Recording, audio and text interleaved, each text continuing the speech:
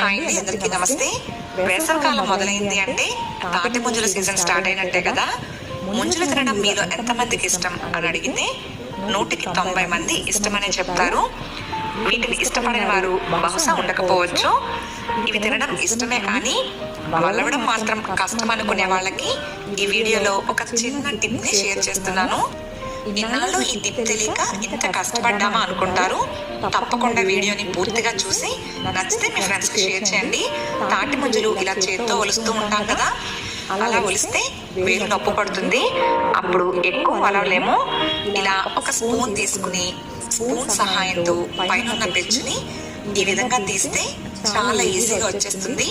ఇది పిల్లలకి మనం నేర్పిస్తే వాళ్ళే వీటిని ఈజీగా తీసేస్తారు.